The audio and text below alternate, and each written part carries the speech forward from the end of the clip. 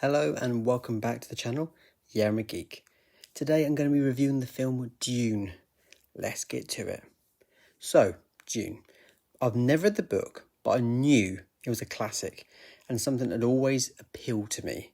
I just never got around to reading it because I hear it's a pretty big book and my attention spans isn't the best. But when I first heard about the film being made, I decided to look into it more. So, I do some digging and I'm like, oh my word, it's directed by Denis Villeneuve. You know, Denis Villeneuve, the same guy who directed Blade Runner 2049. Yes, I do love that film, by the way. And probably more than the original. Don't tell anyone I said that. And he also directed Prisoners, a film if you haven't seen, you really should. Proper good film. And then I was like, oh my word, look at the frigging cast. It's full of top class people. And I was like, oh my word, look at the composer. It's composed by the legend Hans Zimmer. This is going to be insane. And then they go and release the trailer and I pretty much dropped down dead from how stunning it looked. So, the film is released. I go see it and it's masterful. I mean, it's truly a masterpiece in its own right. Now, let me start by saying that yes, I did struggle and get a little lost with the storyline. Not necessarily the overall story and what was happening, but just some of the family names and characters' names occasionally. It's very much Game of Thrones in space. So if you've seen that, you kind of know where I'm coming from. And so yeah, obviously it did impact my experience of the story a little. But it did not stop me from enjoying the hell out of this film. I was just grinning from ear to ear throughout the whole thing. It's absolutely beautiful to look at. Had a fantastic script, a well-told story, fantastic pacing, action sprinkled throughout like little amazing little sprinkly things, and it was just amazing. So let's chop the film up to bits. So let's start with visuals. Visually, this thing is impressive. The CGI is top notch. The set design and production value is through the roof. And everything just looks and feels lived in, realistic, believable. The scale of the film seems gigantic too at times. And you get a real sense of just how massive everything is. Whether it be the sandworms or the planets or the dunes themselves or even the spaceships. It all just makes you go, whoa. And I literally did that sometimes in the cinema. Like a few times I was like, whoa. And there was not one bit of this film where I thought, they could, improve that visually.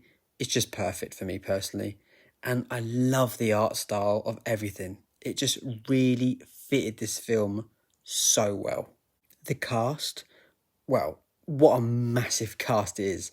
Timothée Chalamet, Rebecca Ferguson, Josh Brolin, Oscar Isaac, Jason Momoa, Stellan Skarsgård, and then some smaller moments from Zendaya, Dave Bautista and Javier Bardem. All of the cast are extremely well acted roles with real depth and keep you listening and engaged to what they're saying. Stand-up performances are from Timothée Chalamet and in particular Stellan Skarsgård. Skarsgård is like Dune's own version of the Emperor from Star Wars. He's very cool, he has a very cool presence, and his performance has you like eyes like glued to the screen. Very cool. Overall, brilliantly acted. The story, like I said before, it feels very much like a cocktail of Game of Thrones mixed together with some sci-fi and a splash of Star Wars. The story is quite complex with a lot of things to listen out for. It's not a film I would recommend popping to the loo in case you miss some good story moments that are important to the overall story. But the storyline is well written, easy enough to follow, and leaves enough out to keep you engaged and wanting to find out how the story progresses. And now that part 2 has officially been given the go-ahead, I'm super pumped to see how the story continues.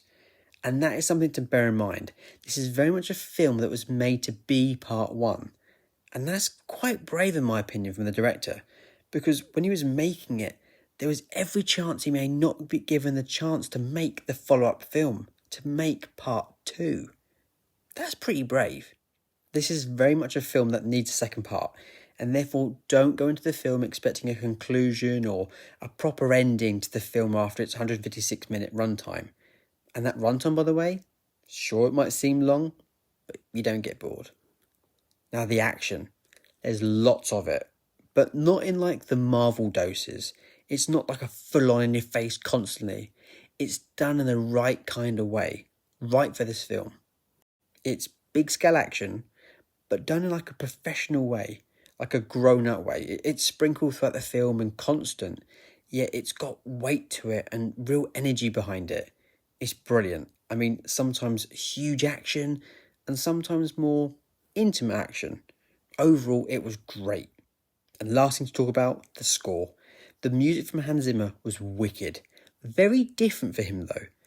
It's still the traditional deep, low horns and wow and notes, but like you often think it's just background music or noise, but it's not. It's the actual score. You might think that loud clank and clang is from the film in the background and stuff, but it's not. It's the actual score itself. And as a result, the music feels like in tune with the film. It feels a part of the film itself, like the audio and visual are one of the same. And so that really helps with that immersion you feel when watching it. So, my overall rating of the film, personally, is 5 out of 5. I absolutely adored the film. I was mesmerised by it. And it's a film I could have watched straight away, straight after seeing it. I could have walked straight back in the cinema and watched it all over again. I wasn't bored. I wanted to see it again. I wanted to invest more time back into it. I want to read the book now. And I can't wait to see what part 2 does when it comes out in hopefully 2023. Thanks for watching, like and comment.